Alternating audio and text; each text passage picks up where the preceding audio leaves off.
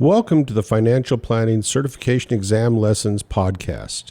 This is going to be a sample lesson of the full series of audio lessons which are available at the website fplessons.com. That means financialplanninglessons.com, fplessons.com. At the website, you can find the full series of audio lessons. The full series of audio lessons consists of 6 different sections.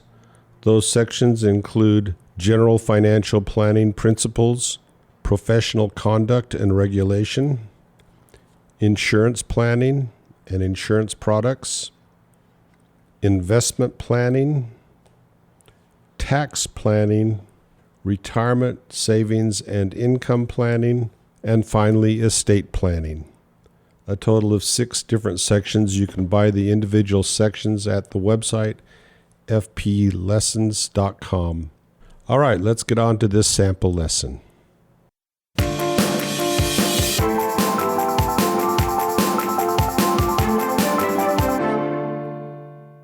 This is audio lessons for the Financial Planning Certification Exam, Part 2, Insurance, Risk Management, and Employee Benefits. Welcome to this lesson about the Financial Planning Exam. Today, we're going to start off our journey of learning and preparing for this test by talking about some high-stakes test-taking strategies. So these are important things even before you start studying for the test, some strategies that you're going to want to employ before the test, during the test, and even after the test. What I'll do in this and every other lesson is that I'll go ahead and give you the content. And once we've talked about the content, I will go ahead and give you some review questions. And those review questions afterwards, your way that you can quiz yourself to make sure that you are good on the content itself. If you do well on those, then you're probably ready to move on to the next lesson. But if you don't do well on those, you might want to consider reviewing the lessons material before coming back and going to the next lesson. So let's go ahead and get started. So congratulations on reaching the final stages of your preparation journey. Rather than delving into financial planning concepts just yet, we'll focus on the exam taking process. Understanding the material is only part of the battle. Effectively demonstrating your knowledge under pressure is equally crucial. So it doesn't matter if you have all the right knowledge and yet you can't replicate it when it comes time. So that's an important part of the test-taking process.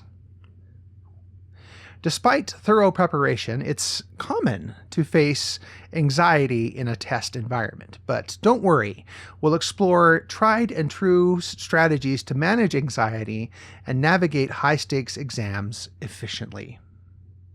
So the first one that we're going to talk about is time management. So time management is critical. The exam is comprehensive. You have to pace yourself.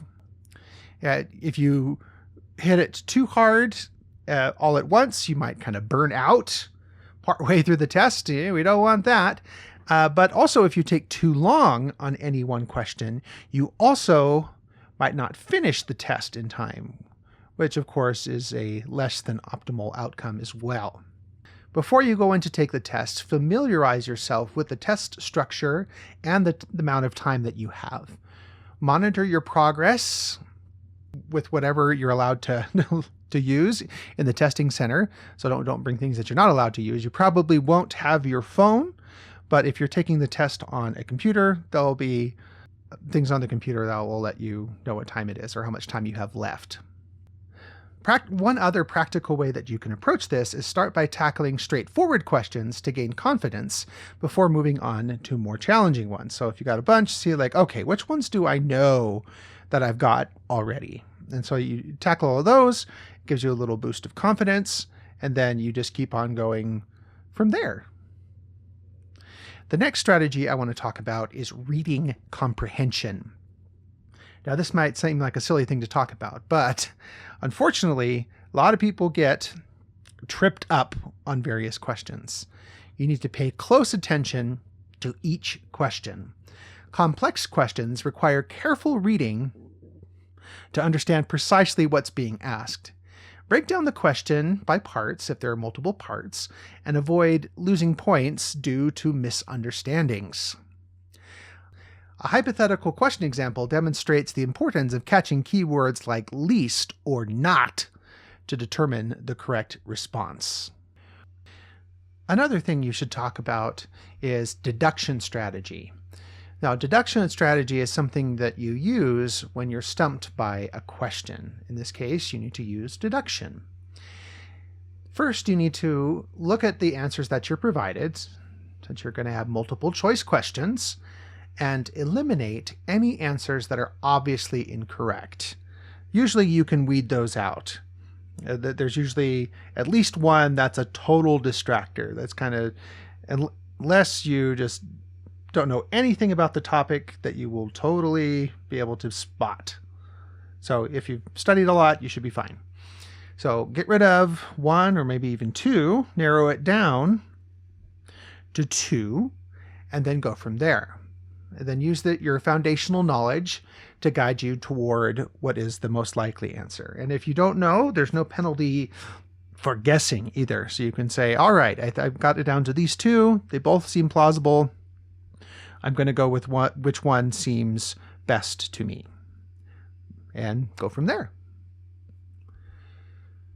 Another thing that you should remember is to practice relaxation techniques. Sometimes you just get so much up in your head and you get so anxious that you don't do your best and you don't remember what it is that you're supposed to be doing. So techniques like deep breathing or stretching during the exam can refocus and re-energize your mind. Well, make sure that you are doing things that you're allowed to do. Deep breathing is something that you can do just in your seat. You can take a deep breath. You hold it in for a few seconds and then release it slowly. And do that a few times. That gets more oxygen to the brain. It can calm you down and help you feel a little better. If you're allowed to get up and stretch, that's great too. Just doing things to help move your body and reinvigorate your mind while if you're feeling anxious or upset during the test itself. Then we also have a good idea, which is having a success mindset and visualization. So what do I mean by that? So one of the ways that you can increase your chances of success is employing positive visualization and self-talk. Imagine yourself as you're going there, confidently navigating the exam, and replace negative inner dialogues with positive affirmations. So instead of telling yourself, oh, this is going to be so hard, I can't do this, there's just no way I'm going to pass this exam, you instead replace that with positive self-talk and say, you know what? It might be hard, but I've also studied so much. I can do this, and I'm confident. I'm going to go into that test and just do my best, and I know that I'll get a passing score. So these mental strategies can really help improve your performance as they prepare your mind to actually obtain success. And the opposite is also true. If you only feed your mind negativity, that's going to have an adverse effect on your performance, and you're going to feel worse and probably do worse. Another thing you need to remember is having a preparation routine and being able to get enough rest beforehand. Establish a calming pre-exam routine. So whatever calms you down, whether you need to read a book or enjoy your favorite beverage, whatever it is that calms you down. These mental strategies will help you have a well-rested mind to be more alert. And the day before you go, you need to make sure that you get enough rest. Don't make that the night that you go to bed super late, because that's just not going to help you. Your mind can't function at its best if you didn't get enough sleep the night before. So just remember that. The next is that after you take the exam, it is a helpful thing to do what we call post-exam reflection. So once you've had the experience, it's a good idea to acknowledge your efforts and your dedication. Give yourself a little pat on the back, as it were. And whether you are successful or not, use the outcome as a learning opportunity. Analyze your performance to identify your strengths, but also whatever areas of improvement you might need to make in the future. So especially if you didn't pass the exam the first time, decide what it is that held you back. Look and see, okay, what can I do next time? I really struggled on all the questions that were about estate planning. And so maybe before I take it the next time, I'm really going to focus on the estate planning questions, that sort of thing. Continuous learning and emotional well-being are essential regardless of the result. So it's always a good idea to reflect once you're done. Remember, it's okay to feel nervous. That's not a weird thing. A bit of adrenaline can actually enhance your performance by keeping you alert when your body senses that you're in a high-stakes situation, whether you're actually in physical danger or just in something that you're really scared about. Then it gives you a little bit of adrenaline, and that can boost the alertness of your mind. So it's okay. You can embrace that. A lot of people feel the same way. Recognize the feeling, acknowledge it, and use the strategies we've discussed in order to channel it successfully. So use that to your advantage. Now, one aspect that many people overlook after an unsuccessful attempt is the emotional and psychological toll that it takes on a person if you aren't successful. But it's really important that you don't wallow in it if you don't pass your first time. Speak to peers and mentors, or even seek counseling if necessary, because your mental well-being is essential if you are going to grow as a professional. And if you want to take the test again, you're going to need to go at it from a place of strength and a place of having a sound mind. Whether you're celebrating a success or gearing up for another attempt, remember that it is a journey. It's about growth, it's about resilience, and the pursuit of knowledge.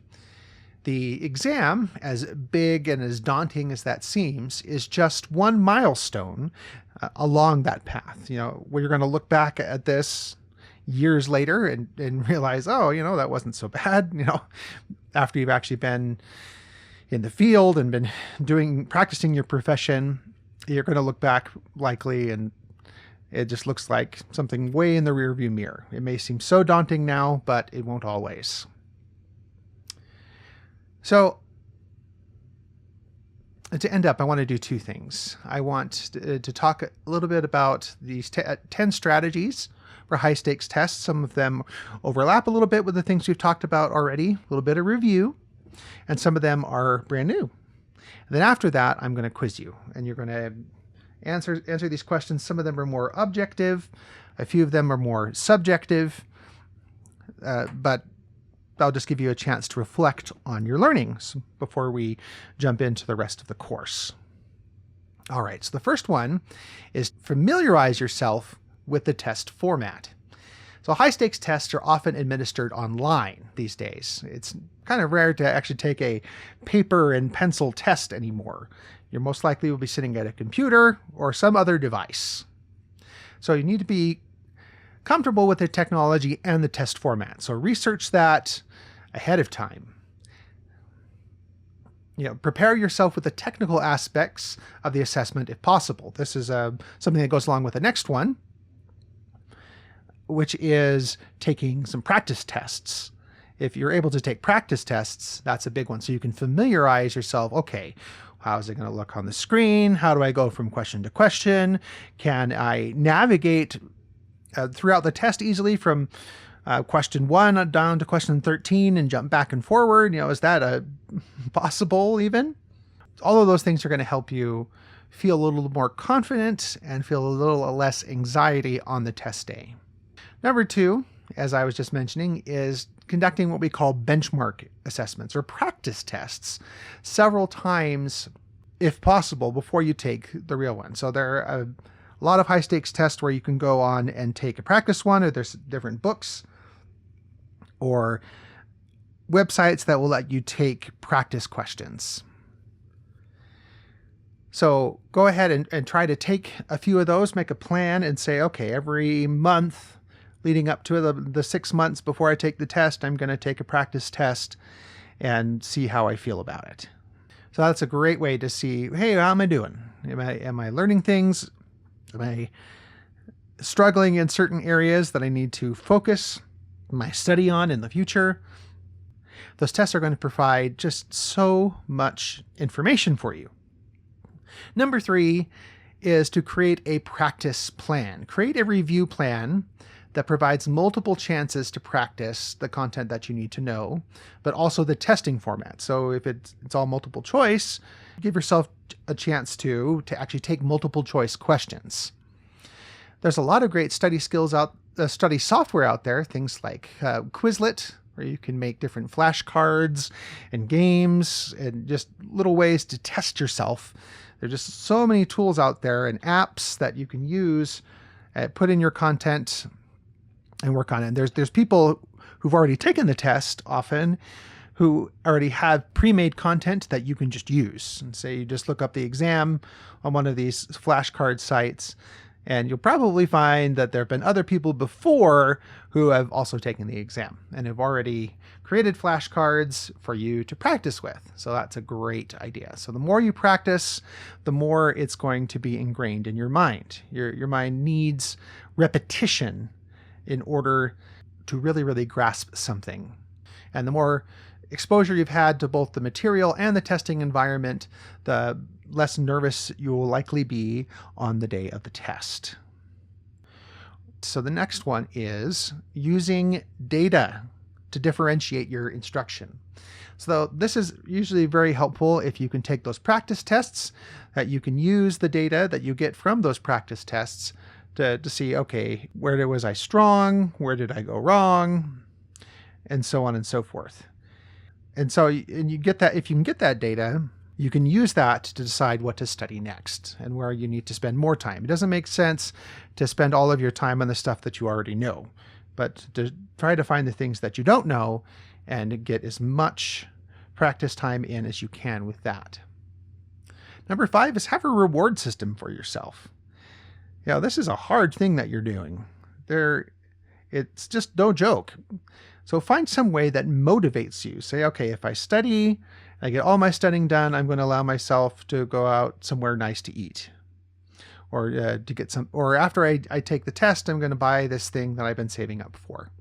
Whatever motivates you, both intrinsically, so internally, and extrinsically, which is externally.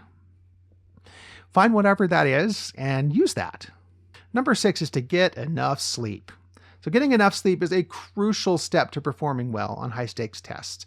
Aim for 7 or 8 hours of sleep per night in the days leading up to the test, because sleep kind of builds up over time. Sleep deprivation is going to get you over time. So you definitely want to get a very good sleep for, I'd say, the week leading up to the test. Make that an extra priority. Also, the day of the test, eat a healthy breakfast, something that can help you stay focused and alert. Choose foods that are high in protein and complex carbohydrates, such as eggs, whole grain toast, and fruit. So you don't want to just be eating all sugar for breakfast. Have something nice that will give you both short-term energy in carbohydrates and long-term energy in protein. Number 8 is to arrive early at the testing site. Arriving early will give you plenty of time to get settled and to mentally prepare. You don't want to just be scrambling in there and then, sitting down and being all in a huff and trying to get to your test. That's not a great way to start your test. Also, if you're late, a lot of testing centers will make you reschedule. You might even be subject to a fee. So, nobody wants to do that. Number 9 is to read the instructions carefully. Please read the instructions carefully before beginning the test to make sure you understand what's being asked of you before you answer each question. We talked a little bit about that. So sometimes they can be worded in such a way that you're looking for the negative instead of the positive, or just really easy to miss if you don't read all of the instructions. And number 10 is to finally just stay calm and focus during the test as much as possible. If you feel yourself feeling anxious or overwhelmed, practice the deep breathing techniques and remind yourself of your preparation. But that positive self-talk, you're capable of doing well, you prepared, and you're going to do great. It's okay to stop for a second. It's much better to try to calm down for a second than trying to plow forward when you're full of anxiety. Those are the 10 things that I'd like you to remember about high-stakes tests. All right, it's now time for the review questions. So this is how it's going to work. I'm going to go ahead and give you a review question, and then you're going to answer it yourself and say, all right, how would I answer this question if I were given this? So I will pause, give you a little bit of time, or you can pause the recording or to give yourself enough time to answer the question. And then I'm going to give you a possible answer. Just review the content to see if you are doing well. Okay, the first question is, why is it essential to familiarize yourself with the test's structure and time allocation? So that's really important, because if you know those things, you're going to feel a lot better actually going into the test. If you don't know those things, you're going to be very nervous when you enter the test. So definitely don't want to be doing that. My next question is, why is it important to focus on reading comprehension?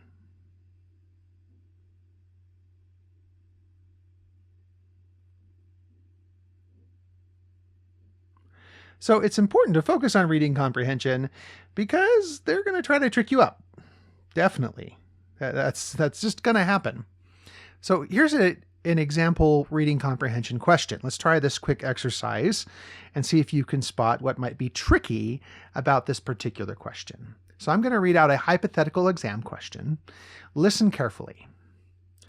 Given a client's need for liquidity and minimal risk tolerance, which of the following is the least suitable investment option?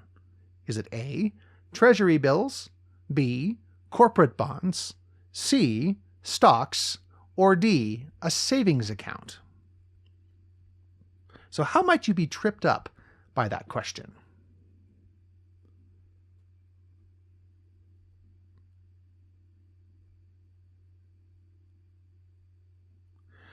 So did you notice that I said, what is the least suitable investment option? You might just see suitable investment option, and you might think, oh, okay, I know, and then answer. But you're looking for the least suitable investment option. So it's vital not to rush through the question, so make sure you really understand the nuances of what is being asked. So in any case, the answer would be C, stocks, because they are the riskiest option among the choices. So they want liquidity and minimal risk tolerance. Stocks are very risky, so it makes it the least suitable option. All right, so that shows you why it's really important to look at reading comprehension.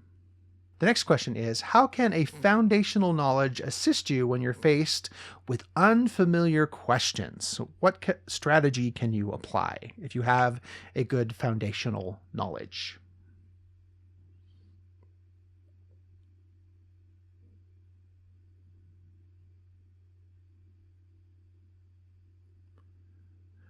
So if you do have a good foundational knowledge, you can use the deduction strategy, meaning that you can look at the questions and just say, all right, these two are just not plausible, but these two are. So you've narrowed it down from 4 questions to 2. That's great. That means that you've increased your chances quite a bit. A 1 in 2 chance is much better than a 1 in 4 chance of being correct.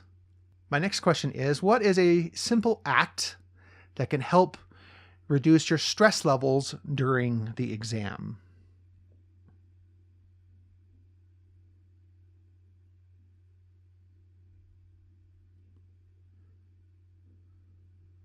So one thing we talked about are stretching or breathing techniques, taking a deep breath, holding it for a few seconds, and then letting it out slowly. This helps reduce the cortisol in your system. And the cortisol is the stress hormone that is going to make you feel pretty bad if you have too much of it in your system. So doing that during the test is something that you can easily incorporate into what you're doing. It's something you do right there in your seat. My next question is, how can a positive visualization impact your exam performance? And what is a positive visualization? So what's an example of that?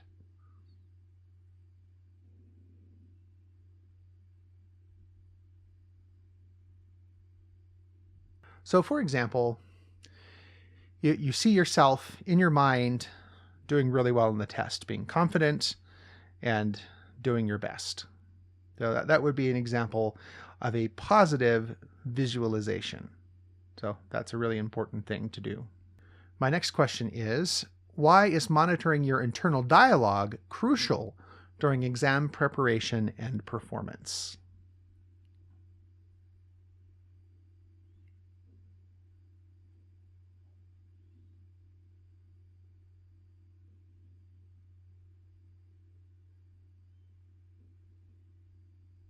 So it's important because your internal dialogue can make or break you.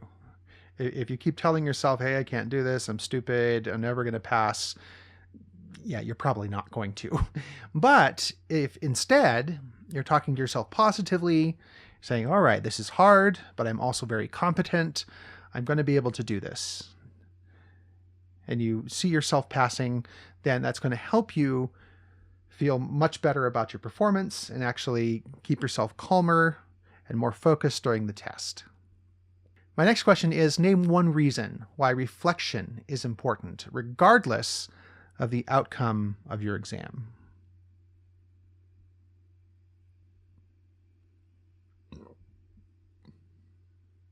So it's important, if you did well, to decide, hey, what did I do that helped me on this exam? What do I need to do next time when I'm faced with a high-stakes situation like this? And if you did poorly, you need to decide, all right, what sunk my ship? Well, what can I do better next time? And what do I need to focus on before I try again? So those are all really good things to think about. So reflection is a way to learn from your experiences, whether they were good or whether they were bad.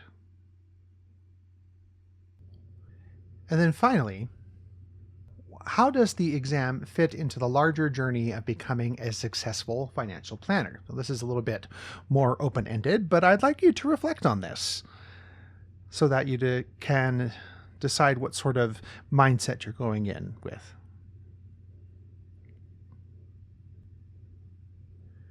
So your answer is going to vary on this one, of course, but in any case, I think it's important to see it as a step along a broader journey. It's not going to be the end. It's just the beginning of the rest of your career, hopefully. So you see it as, yes, it's a big milestone. It's a big thing at the time, but ultimately it's just a stepping stone on to bigger things. So don't get too up in your head about it. Just do your best. And after you pass, you can continue to learn. It's not the end of your learning once you pass the exam. You'll be wanting to continuously learn new things so that you can be the best you can be. One thing about the financial sector is that regulations and rules and norms change all the time. So you're going to want to try to stay abreast of all of those so that you can be the best person for your client as you can be. All right, how did you do? If you're feeling good about that, go ahead and move on to the next lesson. Way to go. If you're not feeling so great, it's okay to go back and review before you go on to the next lesson. And that is all for our lesson for today. Thank you for listening.